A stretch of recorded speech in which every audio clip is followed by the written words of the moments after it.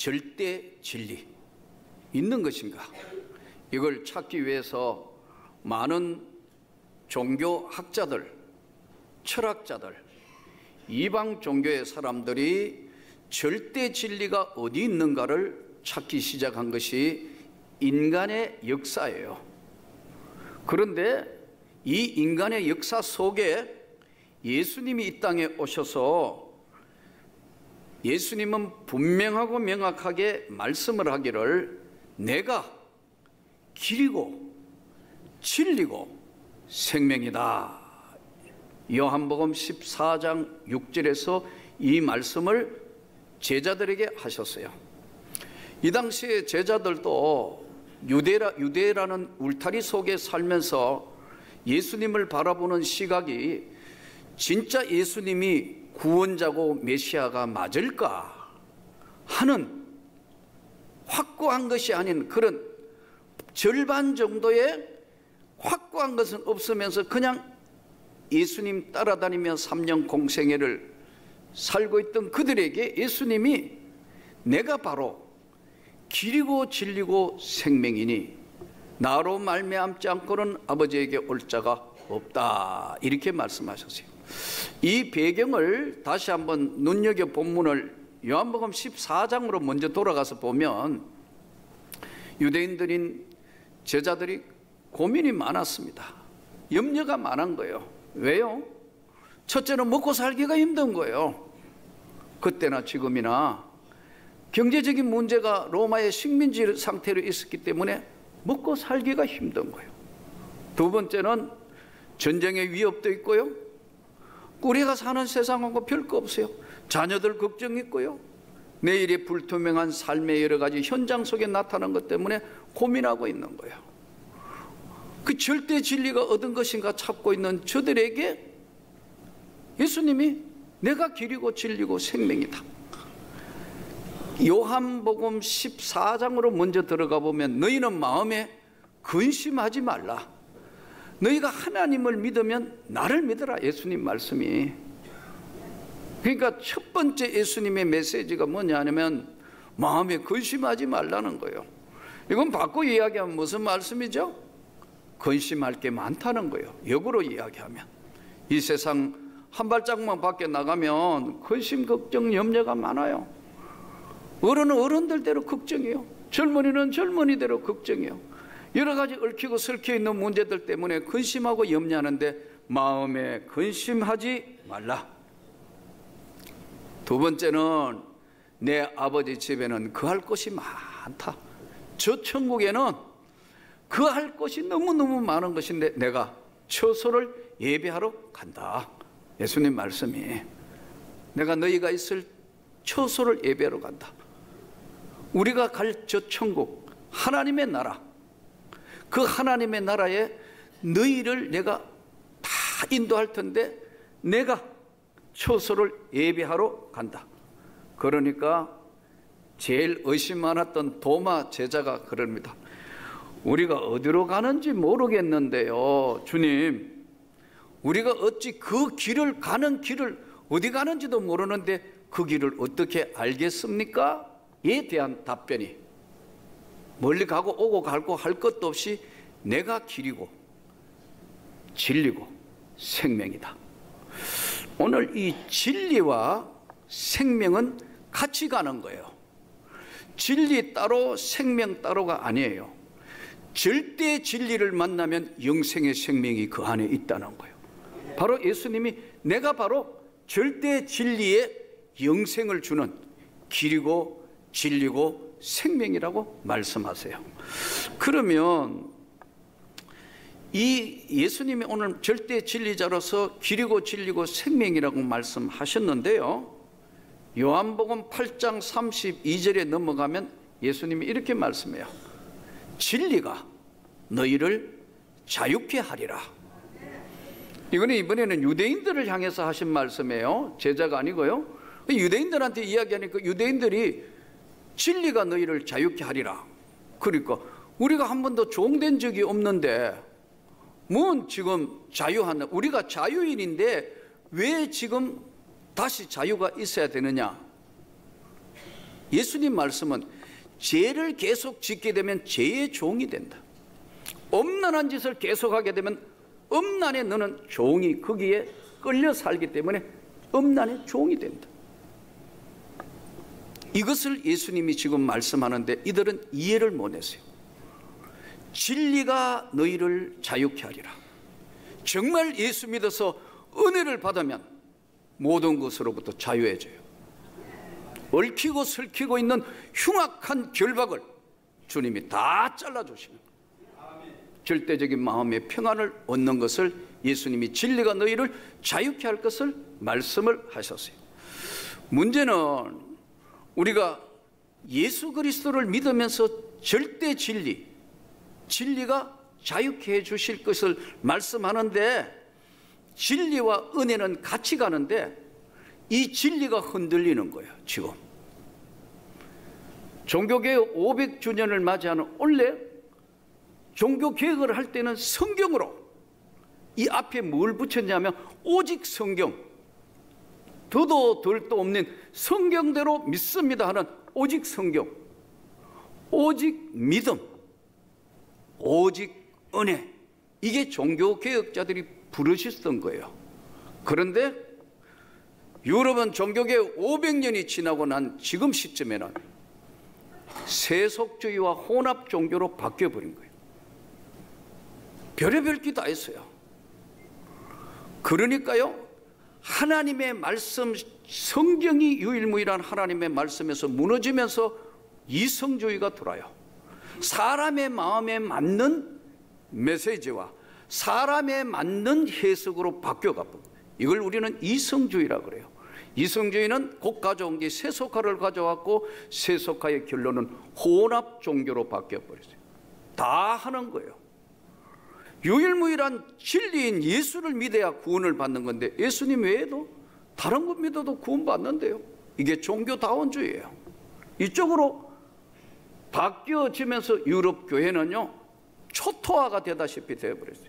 오히려 이슬람들이 그 사이를 다 장악해버리는 불행한 사태가 유럽 교회에 지금도 일어나고 있고 허물어져가는 모습을 보는 거예요. 200년 버티었던 저 미국이 지금도 미국은 내부적인 조절을 치열하게 하고 있습니다. 복음주의 교회와 말씀으로 세워진 교회들이 살아남기 위한 하나님 말씀 앞에 서 있는 교회들도 아직도 많이 있습니다. 그러니까 쓰러지지는 않았지만요, 내부적으로는 자꾸 도전하고 흔들리는 거예요. 예. 점점 하나님의 말씀이 하나님의 말씀 되지 않는 거예요. 왜냐하면 절대 진리가 상대 진리로 바뀌어버렸어요. 이렇다가 보니까 문제가 생기기 시작했어요. 우리 한국교회 130년 선교, 130년의 강력한 하나님의 은혜가 요즘 와서는 흔들흔들 하는 거예요. 우리가 피부에 느낄 만큼 절대 진리가 무너져가는 시대에 사는데 예수님이 오늘 다시 진리와 은혜는 같이 가는 거예요. 예를 들면 이것을 잘못 한 번만 진리와 은혜를 잘못 해석하면 절대 진리가 무너지면 은혜가 절대 진리를 바치고 있는데 다 같이 무너지는 거예요.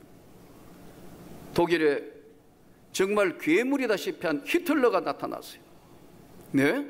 역사에 우리가 잘 알아. 유대인을 600만이나 학살했어요. 그리고 아무 죄 없는 이웃 나라를 갑자기 침공했어요. 죽고 죽이고를 계속했어요. 근데 교회가 이거 이러면 안 된다고 소리를 질러야 되는데 다 동조하다시피 했어요. 이때 시대의 양심이었던 본회프, 우리가 하나님 앞에 바로 서 있는 것인가? 값싼 은혜로 다 팔아먹어버렸다. 이거 예수 그리스도를. 위대한 고백을 했어요. 그래서 그는 히틀러를 반대했기 때문에 형장의 이슬로 사라졌습니다. 그러나 그 독일 교회의 정신이 살아있었기 때문에 아직도 독일 교회도 그래도 버티고 있는 교회들이 있습니다만 이게 어느 날 지금 한국 교회까지 흘러들어왔어요. 종교다원주의, 무엇을 믿어도 상관없는 것처럼 이게 교회 안까지 서서히 들어오는 거예요. 저는 여러분들에게 오늘 은혜와 진리는 언제나 같이 가는 것이고 예수 그리스도가 위대한 은혜의 진리이고 절대 진리라는 사실을 다시 한번 우리가 확인하는 시간이 되면 좋겠습니다. 파노라마처럼 펼쳐지는 구약 성경 한번 보십시오. 수많은 사람 죽고 죽이고 죽고 죽이를 계속하는데 이스라엘 백성들이 홍해를 건너고 약속의 땅을 가기 전에 수많은 일들 만납니다. 우리가 상식적으로 생각할 때 왜 저들은 말도 안 되는 짓을 했을까? 하나님 믿는다 하면서. 그런데 저들은 이유가 있었어요. 하나님이 절대 진리인데 하나님 외에 애굽에서 섬기던 신들을 많이 본 거예요. 그래서 성경에 나오잖아요. 바알신, 아세라신, 아스다로신, 온갖 신들을 다 같이 섬기면서 하나님도 그 중에 한 분이라 생각하니까 하나님이 저들을 구원하실 수 있는 방법이 없는 거예요. 우리가 이 세대를 살면서 오늘 은혜와 진리는 생명체 DNA 구조처럼 같이 묶여가는 겁니다. 그러므로 오늘 저와 여러분의 삶은 은혜와 진리 자리 위에 있어야 합니다. 이 은혜와 진리 자리에서 다른 쪽으로 가면 우리도 멸망의 길로 갈 수밖에 없는 그런 상황이기 때문에 절대 진리인 예수님 앞에 그것까지 잘 믿고 따를 수 있기를 축복합니다. 은혜가 충만해도 진리를 무시하지 않아야 합니다. 또 진리가 기준일 때는 절대로 은혜를 무시하지 않습니다. 은혜라는 것이 뭐냐면 세 가지인데, 일반 은혜. 일반 은혜는 뭐냐면요, 믿는 사람이든 안 믿는 사람이든 똑같이 다 함께 주시는 은혜예요. 이른 비 늦은 비 주시고, 또 양식도 주시고 공기도 주시고 해와 달도 별도 주시고 똑같이 주시는 은혜를 우리는 일반 은혜라고 그럽니다. 특별 은혜는 뭐냐면 그 가운데 하나님이 오늘 선택한, 예수 그리스도가 선택한 하나님의 백성 구원받는 은혜, 이게 특별 은혜입니다. 에베소서 2장 8절에서 9절에 나오는 너희가 그 은혜로 인하여 믿음으로 말미암아 구원을 받았나니 이것이 너희에게 난 것이 아니고 하나님의 선물이다. 그렇기 때문에 누구든지 자랑할 게 없다. 일반 은혜, 구원의 은혜, 특별 은혜. 이 특별한 구원의 은혜를 받은 사람은 날마다 믿음으로 이 세상을 살아야 되기 때문에 그 위에 받는 것을 은혜 위에 은혜라 이렇게 표현했어요. 일반 은혜, 특별한 구원의 은혜, 은혜 위에 은혜. 이것을 예수님이 은혜로 끌고 들어갈 하나님의 백성들에게 맞추어 주시는 거예요. 그래서 산상보험 시작하면 뭐예요? 심령이 가난한 자는 복이 있나니 천국이 저희 것이다. 가난한데 어떻게 복이 있어요? 예? 근데 네가 하나님 백성 된 진리 안에 네가 머물게 되면, 예수님의 마음이 너의 영혼에 찾아오면, 너의 마음이 가난해졌으면 심령이 가난한 자는 천국이 너의 영혼 안에 들어오게 된다. 지금 어떤 문제에 주님 앞에 구하고 애통해하는 자는 복이 있나니 위로를 받을 것이다. 마음이 청결하면 하나님을 볼 것이다. 내가 다툴 수밖에 없는 상황이고 어려운 상황이 올지라도 화평케 하는 자는 하나님의 아들이라 일컬음을 받을 것이다. 이 말씀은 은혜의 속으로 예수님이 우리를 끌고 들어서 너가 은혜 속에서 진리하고 눈을 마주쳐, 진리인 예수님과 눈이 마주치면 너의 삶은 바로 은혜 속에 들어온 진리를 볼 수 있는 눈이 열려졌다는 거예요. 이것이 여러분 정말 소중한 신앙의 원리입니다.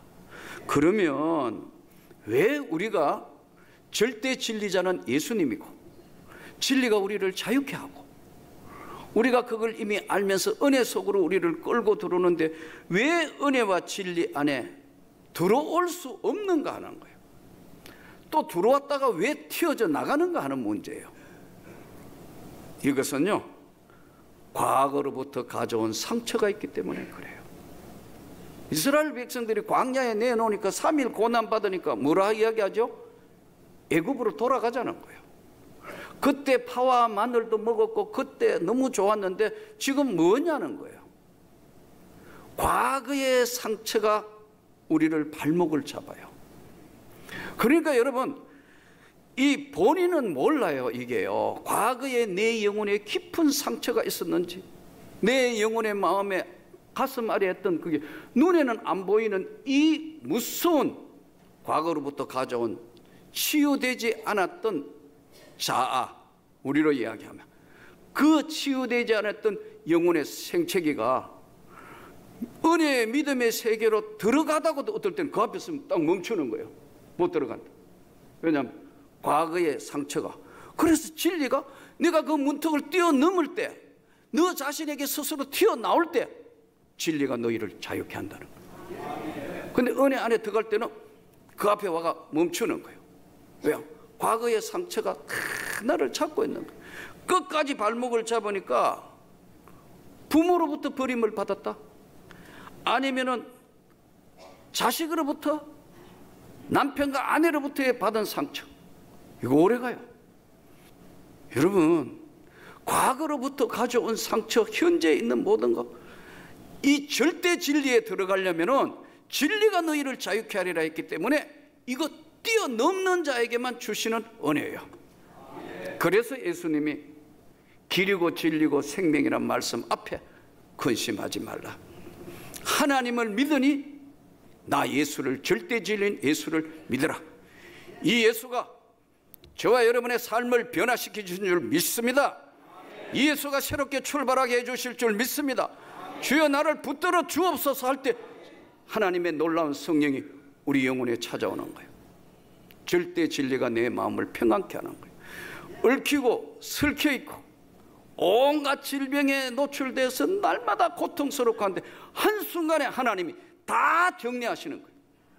이게 예수의 치유의 능력이고 예수의 성령의 권능이에요. 그러니까 이 본인의 상처 때문에 못 뛰어들어가요. 뛰어들어갔다가 다시 튀어나왔다가 들어갈 수가 없어요. 과거가 우리의 발목을 잡는데, 그러므로 예수 안에 있는 자에게는 결코 정죄하지 않는다. 성경 말씀이에요. 여러분이 자유함이 있기를 축복합니다. 성경에 보면요, 예수님이 칭찬하는 두 사람이, 믿음을 칭찬하는 두 사람이 나와요. 뭐 여러 명도 다 칭찬하시지만 그 중에 특별히 칭찬하는 사람 중에 하나가 보면 백부장, 마태복음 8장에 나오는 백부장 칭찬을 해요. 백부장이 예수님 찾아오고 그러잖아요, 성경에. 내 하인이 예수님 중풍병이 들었는데요, 좀 고쳐주십시오. 예수님이 내가 가서 고쳐줄게. 그러니까 백부장이 뭐라 합니까? 아이고, 우리 집에 오는 거 감당이 안 됩니다. 내 아래에도 내 부하들이 있는데 말씀만 하시면 됩니다. 예수님 뭐라고 합니까? 이스라엘의 이만한 믿음을 내가 보지 못했다. 네 믿음대로 될지어다. 그 시에 낫더라. 여기 성경에 보십시오. 오늘 본문에 그가 세상에 계셨고 세상은 그로 말미암아 지음바 되었대. 세상이 그를 알지 못했다고. 성경 말씀. 그러나 그 이름을 믿는 자에게는 하나님의 자녀가 되는 권세를 주셨다는 거예요. 예. 안 믿는다는 거예요. 튀어 들어갈 수가 없어요. 과거가 우리를 붙들기 때문에. 과감하게 주 앞에 나아가면, 믿음으로 나갈 때 주님이 열린 길을 주신다는 거예요. 또 한 이야기가, 칭찬하는 여자 이야기, 둘 다 이방인 사람이잖아요. 백부장, 수르보닉의 여인, 성경 마태복음에 15장에 나오는, 예? 예수님 찾아옵니다. 예수님 뭐냐면 사람 취급도 안 해요. 예수님이 안 그러시는 분인데 그러잖아요. 개들에게 나눠줄 떡이 없다고. 이스라엘에 잃어버린 양 외에는 나는 아무 관심이 없다. 그러니까 개들도 주인의 상에 떨어지는 거는 먹지 않습니까? 예수님이 금세 바뀌시잖아요. 여자야, 네 믿음이 크도다. 너희 믿음이 정말 크구나. 여러분, 그 지경쯤 됐으면 뭐 인격 모욕했니 뭐니 난리 날 텐데 그러잖아요. 개들도 주인의 상에서 떨어지는 부스러기는 먹잖아요. 예수님이 참으로 네 믿음이 크다. 네 믿음대로 될지어다. 우리가 주님 앞에 나아가는 은혜와 진리는 항상 같이 가는 것인데, 저와 여러분이 절대 진리를 보면서 은혜 속에 승리하기를 축복합니다. 그럴 때는 하나님의 성령의 능력과 권능이 우리를 붙드는 거예요. 자기 땅에 오매 자기 백성도 영접하지 않았지만 믿는 자에게는 하나님의 자녀가 되는 권세를 주셨고 은혜와 진리가 충만하더라. 예수님 말씀, 은혜와 진리가 충만했다.